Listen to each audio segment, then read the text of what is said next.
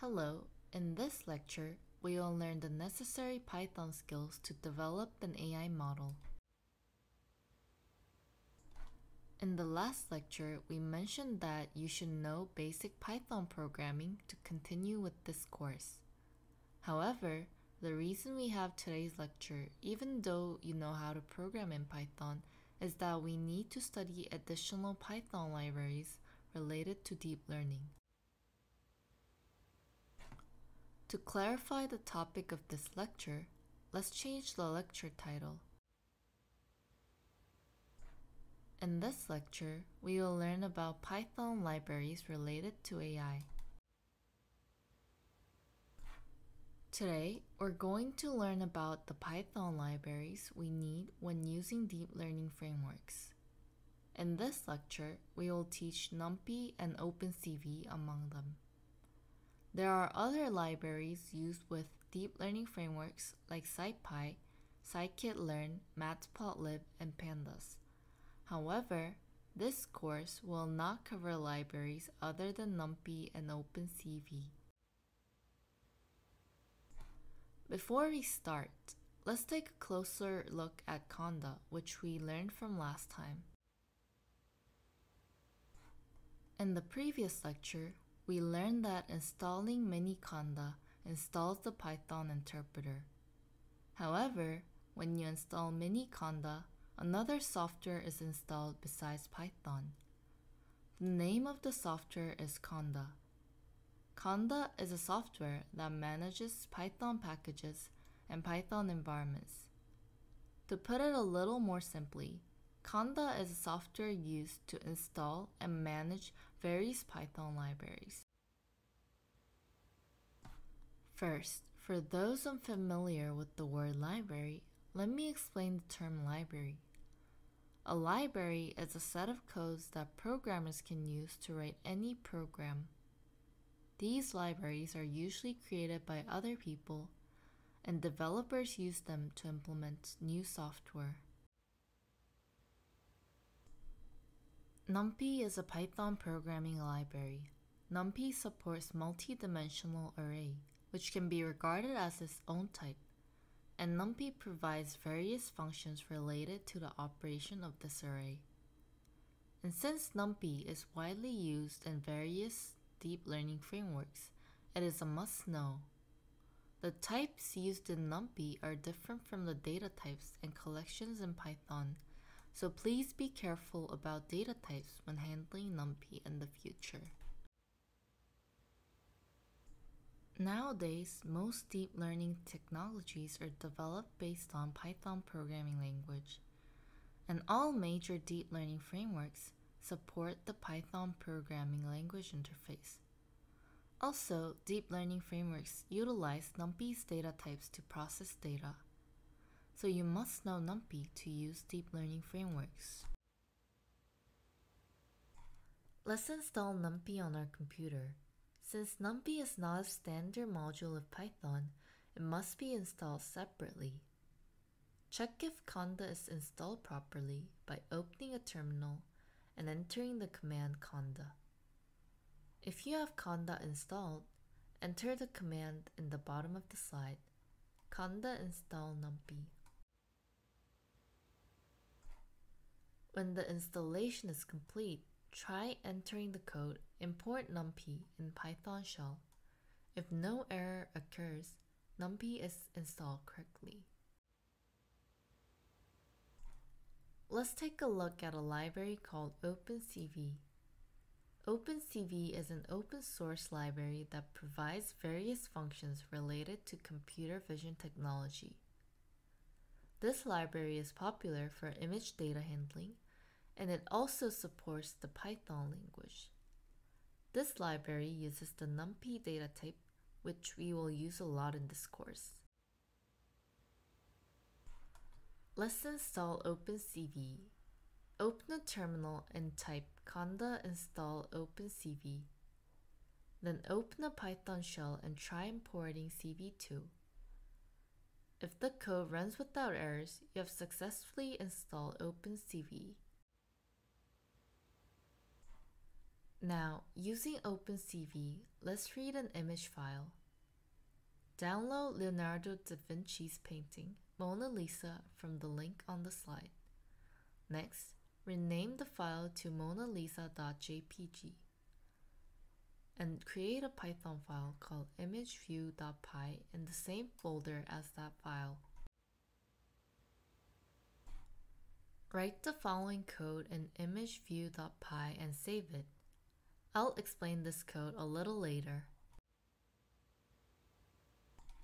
Run the program you wrote and look at the execution result of the program first. Now, let's start explaining the code. First, to use the OpenCV library in Python, you need to import a module called cv2. OpenCV function provides a function called imread. This function reads an image file existing in the path given as an argument and stores it in memory. The function returns the data stored in that memory. When the code in the slide is executed, the image data is assigned to a variable called MonaLisaImage. The imShow function is a function that displays image data in a new window. When the code is executed, a new window will be opened, and the file monalisa.jpg will be displayed in that window. Here, you can see that the text window title is set as the title of the window. That is, the first parameter of the imShow function is the parameter that specifies the title of the newly opened window. This function only works on operating systems that provide a graphical interface, such as Ubuntu Desktop, Mac, and Windows, and does not work properly when called from text-based operating systems of cloud services such as Ubuntu Server and AWS. When we run the program we wrote earlier, nothing happens after monalisa.jpg file is displayed in a new window. The reason is that waitKey0 function stops the program's progress and waits for a key input. WaitKey0 is a function that waits for the users to press a key. If the user does not press any key, the program will not proceed until a key event occurs. The next line of code is executed when the user presses a key on the keyboard. The destroy all windows function is utilized to close all newly opened windows in the currently running program. Therefore, the previously opened monalisa.jpg window will be closed when this code is executed. I mentioned earlier that the imread function returns image data. If so, let's see exactly what type of data imread returns. Let's check what type is printed when the type of the Mona Lisa image variable is printed. If you check the terminal, you can see that the imread function reads an image file and returns the image data in a type called numpy.ndArray. This allows us to confirm that OpenCV utilizes numpy. Let's learn a little more about what numpy.ndArray is. NdArray is an abbreviation for n-dimensional array, which is a type used to represent a matrix in NumPy. It is similar to Python's list, but is a different type, and the two types are not compatible with each other. Therefore, to manipulate numpy.ndArray, numpy functions must be used, and list-related functions and operations cannot be used. If you deal with ndArray in the future, there is a high probability that you will encounter a lot of type-related bugs. Therefore, like the previous code, when debugging, it will be easier to find errors if you develop a habit of checking the types by printing the type of data or variables to the console. Now, let's print Mona Lisa image to see what the ND array looks like. If you print the ND array data, you can see that the image data is expressed as many numbers. These numbers represent the color of each pixel in the image as an RGB value, and the pixels are gathered to compose the monalisa.jpg file. The RGB color model is a color model that expresses visible light by combining red, green, and blue light.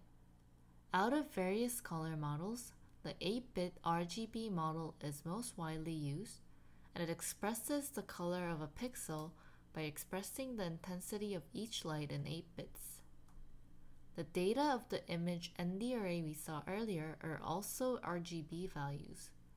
One RGB bundle expresses one pixel color, and this pixel information is combined to express one image information.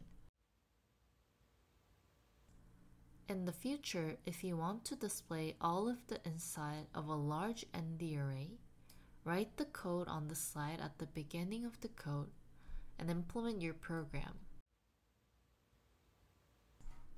In the previous lessons, we learned that text, images, videos, and sounds can all be represented by numbers. Not only those, but most of the phenomena we perceive in reality can be expressed in numbers. The reason I'm saying this again is just to point out that modern AI algorithms process all real-world data by converting it into numbers. The deep learning algorithms to learn in the future also deals with data as numbers and mainly uses ND array. For those who don't use Conda, here's a little more explanation. The most used package manager when using the Python language is pip. Pip is similar to Conda but supports slightly fewer features, and you can also install Python packages via pip. Perhaps those who do not use Conda would have installed or tried to install the libraries mentioned in this lecture using pip. NumPy can be installed using pip, but OpenCV Python is likely to require some additional software to be installed. It is not recommended to install the library using pip in this course, because the installation is not convenient. However, if you really want to use pip, please check the installation method from the link in the slide. We will also explain precautions for those who are installing libraries in a non-recommended way or are learning in other environments. Do not install packages with pip after installing Conda. Conda and pip both manages packages, so when you use both, the storage location of the newly installed Python package will be inconsistent and package import may not work properly. Second, install the CUDA toolkit, which will be installed next time through Conda. If you install the CUDA toolkit yourself, there may be a problem with the path configuration of the CUDA toolkit when using Conda in the future. If you do not know how to install the CUDA toolkit, please use Conda to install the CUDA toolkit. We will learn how to install CUDA using Conda in the next lecture.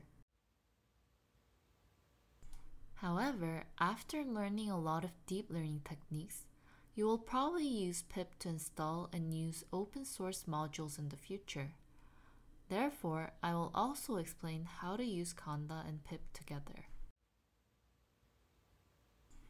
Conda can be used to install and manage various software as well as Python packages. If you want to use both Conda and pip in the future, please install pip using Conda first. If you type Conda install pip in the terminal, pip is installed and packages installed with pip are managed in the same location as the packages installed with Conda, so there is no problem with the package path. In other words, install and use pip inside Conda. In the next lecture, we will learn the basic syntax of TensorFlow. Thank you.